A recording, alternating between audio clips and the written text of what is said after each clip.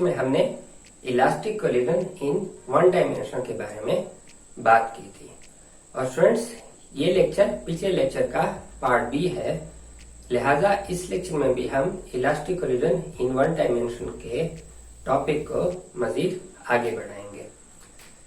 Students, last lecture में हमने expression derive की थी जिससे हमने ये प्रूव किया था कि रिलेटिव वेलोसिटीज बिफोर कोलिजन और आफ्टर कोलिजन इक्वल होती हैं।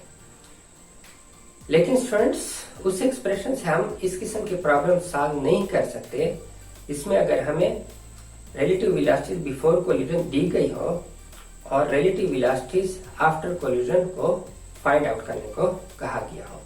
इस तरह के एग्जांपल 3.4 में इसी किस्म का प्रॉब्लम है जो कि बुक में नेक्स्ट टॉपिक है। लिहाजा स्टूडेंट्स, इस किस्म के प्रॉब्लम को सॉल्व करने के लिए हमें दो नए और एक्सप्रेशन डिराइव करने होंगे जिससे हम इस किस्म के प्रॉब्लम सॉल्व कर सकें जिसमें रिलेटिव वेलोसिटीज बिफोर कोलिजन दी गई हो और relative velocities after collision find out करने को कहा गया हो। सो स्टूडेंट्स, हमारा topic elastic collision in one dimension. इस टॉपिक में लास्ट लेक्चर में हमने ये बात की थी कि elastic collision in one dimension में मोमेंटम कंजर्व रहता है, यानी कि Pi is equal to Pf। The momentum before collision is equal to momentum after collision. So students, अगर initial momentum is equal to final momentum, so m1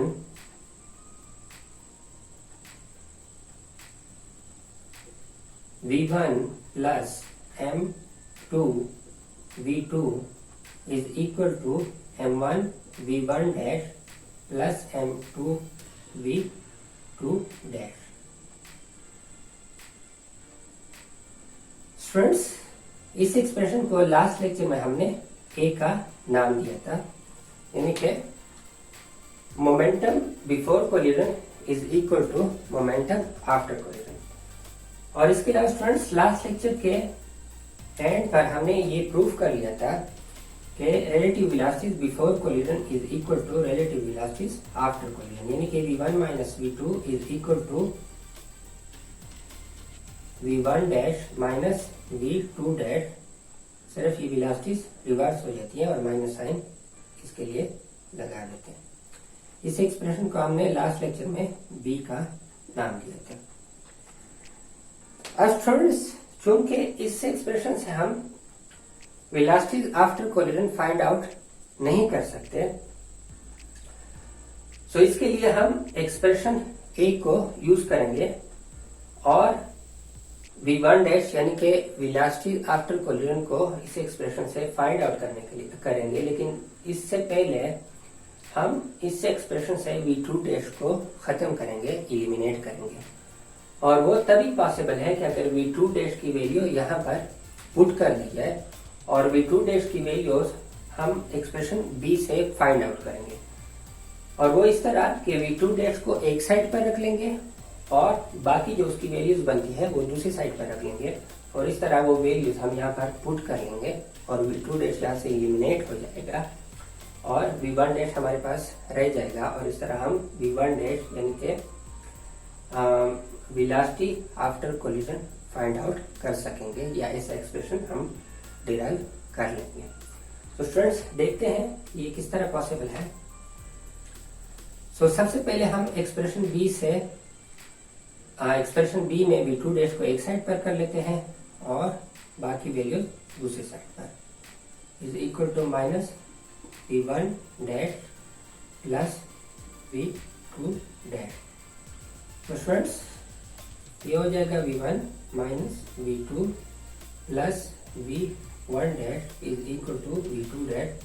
तो students, v2 dash एक side पर हो गया और बाकी वैल्यूज दूसरी side पर हो गई।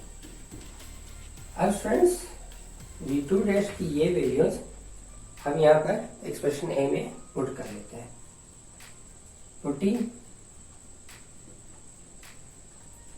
v2 dash in A. So m1 V1 plus M2 V2 is equal to M1 V1 dash plus मैं यहाँ पर लिख लेता हूँ M2 V1 minus V2 plus V1 dash. Friends यहाँ पर लिखने की जगह की बजाय मैं ये M2 यहाँ पर लिख दिया।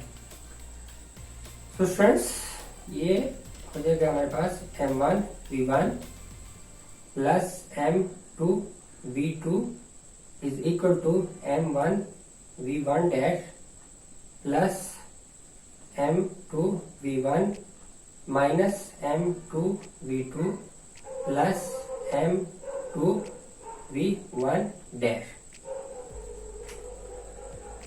So स्टूडेंट्स ये हमारे पास एक्सप्रेशन यहाँ तक सॉल्व हो गई है। अब चूंकि हमने वेलोसिटी को फाइंड आउट करना है, यानी कि V1 को फाइंड आउट करना है, तो हम कोशिश करते हैं कि वेलोसिटीज जो सेम वेलोसिटीज हैं वो एक जगह पर आ जाए। तो इसके लिए M1 V1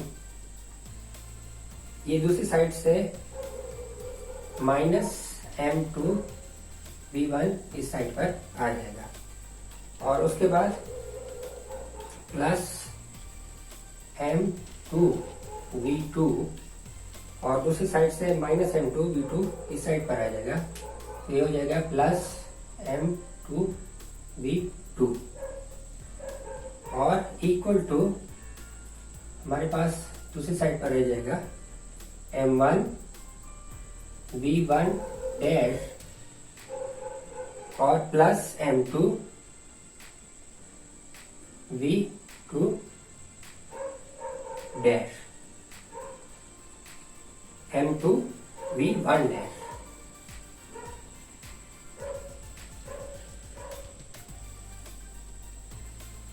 अब स्टूडेंट्स हम एक जैसी वेलोसिटीज को अलग कर सकते हैं, यानी कि यहाँ पर V1 को हम कॉमन ले लेते हैं V1 और M1 माइनस M2 ब्रैकेट में आ जाएगा और ये M2V2 है, M2V2 तो ये 2 M2V2 हो जाएगा और इसी तरह equal to V1 dash common ले लेते हैं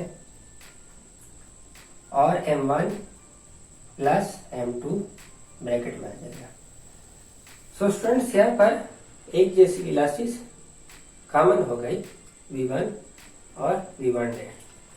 तो स्टूडेंट्स चूंकि हमने V1 डैश को फाइंड आउट करना है जो कि रिलेटिव वेलोसिटी आफ्टर कोलिजन होगी, तो इसलिए मासेस को दूसरे साइड पर डिवाइड कर देते हैं।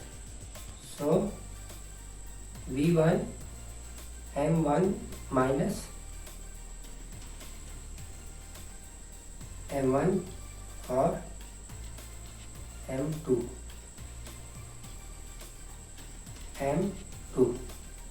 और डिवाइडेड बाय दूसरे साइड मासेस आ जाएंगे M1 प्लस M2, इस तरह plus 2 M2 V2 divided by M1 plus M2 equal to V1 dash. या V1 डैश के लिए हमारे पास एक्सप्रेशन डिराइव हो गई और ये है V1 M1 minus M2 M1 plus M2 plus 2 M2 V2 M1 plus M2। So students इस एक्सप्रेशन को हम 1 का नाम दे देते हैं और स्टूडेंट्स यही वो एक्सप्रेशन है कि जिसके जरिए हम velocity after collision find out कर सकते हैं अगर वेलोसिटी V1 और V2 जो कि बिफोर कोलिजन वेलोसिटीज होगी वो हमें गिवन हो।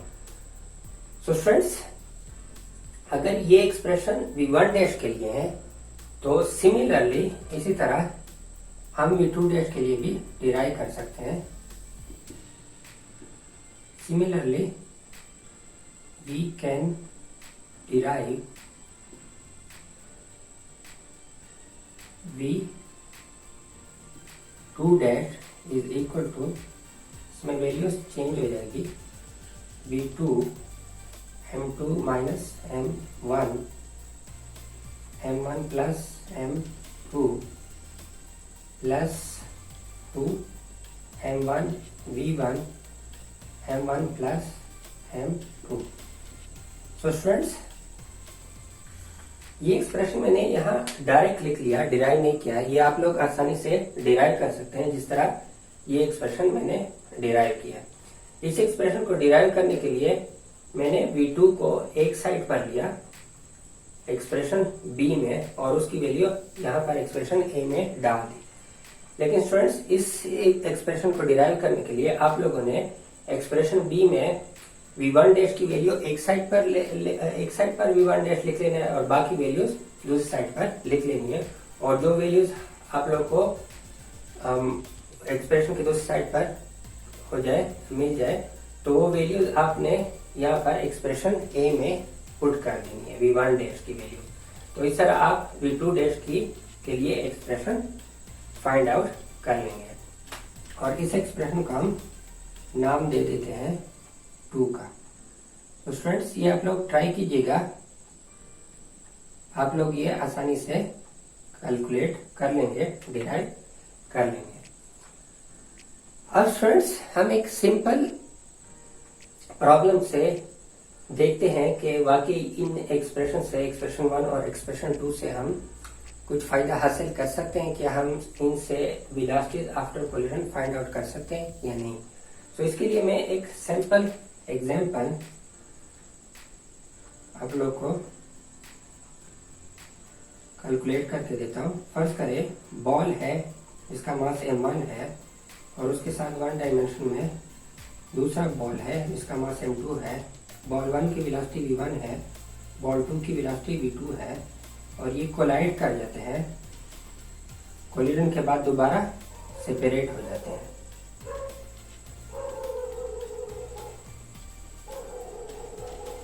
m1 m2 v1 dash v2 dash. तो स्टूडेंट्स, हमने v2 डैश और v1 डैश को फाइंड आउट करना है। अब स्टूडेंट्स, कंसीडर करते हैं कि दोनों मासेस इक्वल हैं।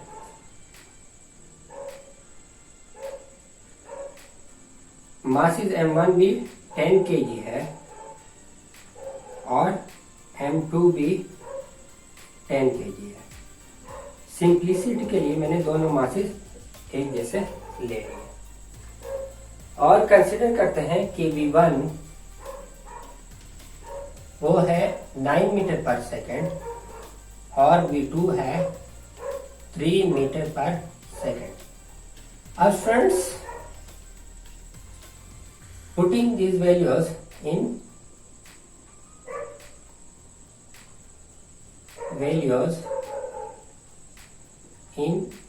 expression 1। सो स्टूडेंट्स, हमारे पास अगर हम ये वैल्यू पुट कर लें यहाँ पर, so v1 dash is equal to v1 की जगह मैं पुट कर लूंगा 9 मीटर पर सेकेंड और m1 माइनस m2 यानी कि 10 kg माइनस 10 kg और m1 प्लस m2 यानी कि 10 प्लस 10 प्लस 2 m2 हमारे पास है 10 kg और v2 है हमारे पास 3 मीटर पर सेकेंड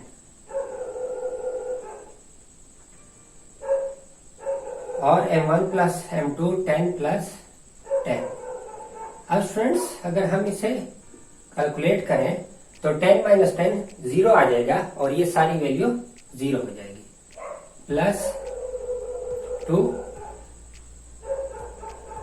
ये 200 और यहाँ पर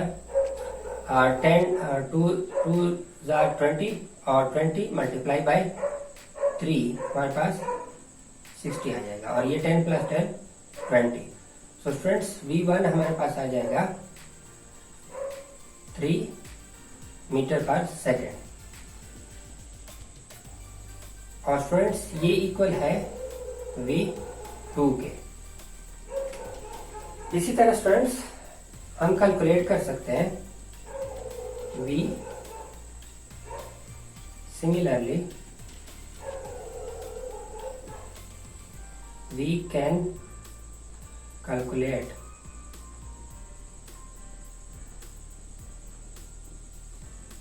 V2 dash is equal to 9 metre पर सेकेंड, जो कि V1 के इक्वल होगा। स्टूडेंट्स अगर ये आप लोग सॉल्व करें इस तरह वैल्यूज पुट कर लें तो आसानी से आप लोग को V2 डैश मालूम हो जाएगा कि वो 9 मीटर पर सेकेंड है। तो स्टूडेंट्स ये सिंपल केस मैंने यहाँ पर इसलिए डिस्कस किया कि इसका एक खास मकसद था, और वो आप लोग को ये बताना था कि अगर मासेस इक्वल हो, if masses m1 is equal to m2, then v1 dash is equal to v2 or v2 dash is equal to v1। Friends अभी आप लोग को आइडिया हो गया होगा कि मैंने ये सिंपल केस यहाँ पर क्यों डिस्कस किया, सिंपल प्रॉब्लम क्यों डिस्कस किया। वो इसलिए कि स्टूडेंट्स अगर दो मासेस इक्वल हो और वो इलास्टिकली कोलाइड कर जाए इन वन डायमेंशन, तो पहले मास की जो वेलोसिटी होगी आफ्टर कोलिजन वो दूसरे मास की वेलोसिटी हो जाएगी, और दूसरे मास की जो वेलोसिटी होगी वो पहले मास की वेलोसिटी के इक्वल हो जाएगी।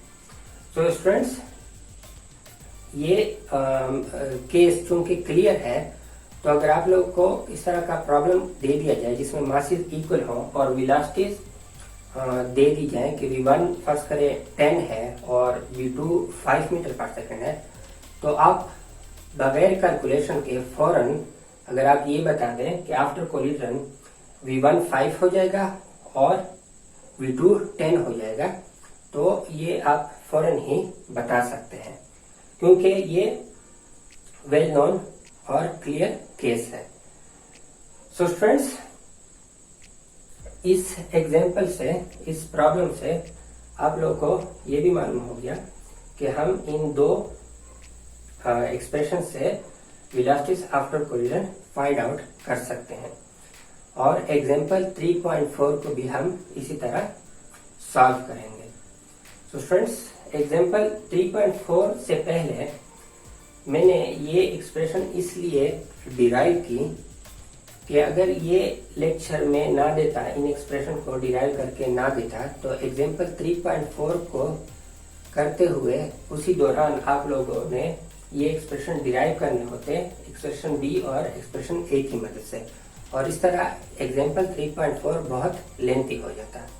सो अब एग्जाम्पल 3.4 को सॉल्व करने के लिए आप लोगों ने जस्ट ये एक्सप्रेशन 1 और एक्सप्रेशन 2 को याद रखना है। अगर आप ये एक्सप्रेशन याद नहीं रख सकते तो आप लोगों को दोबारा से एग्जाम्पल 3.4 को सॉल्व करने के लिए ये सारी डिराइवेशन करनी होगी।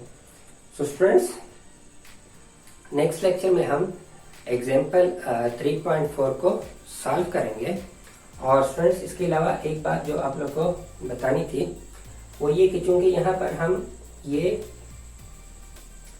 फाइंड कर लिया, हमने ये प्रूव कर लिया कि अगर मासेस इक्वल हो तो वेलोसिटीज इंटरचेंज हो जाएगी। और स्टूडेंट्स इसी तरह अगर आप लोग बुक में फिगर 3.18 को देखें तो यहाँ पर V1 डैश को इक्वल किया गया है V2 के, और V2 डैश को इक्वल किया गया है V1 के, इनके आफ्टर कोलिजन। तो फ्रेंड्स ये तभी पॉसिबल है कि अगर M1 भी 10 kg हो, M2 भी 10 kg हो, या M1 फर्ज करे 20 kg है तो M2 भी 20 kg होना चाहिए, यानी कि दोनों मासेस अगर इक्वल हो तब जाके V1 डैश इक्वल होगा V2 के और V2 डैश इक्वल होगा V1 के। अगर ये मासेस इक्वल नहीं है तो V1 डैश V2 के इक्वल नहीं होगा, और ये हम एग्जाम्पल 3.4 में सॉल्व करेंगे, हमें मालूम हो जाएगा। तो स्टूडेंट्स फिगर 3.18 को आप लोग यहाँ पर दुरुस्त कर लें यहाँ पर ये दोनों मासिस एक जितनी है, यानी कि M1 M2 से छोटा नहीं है, बल्कि M1 और M2 दोनों इक्वल है।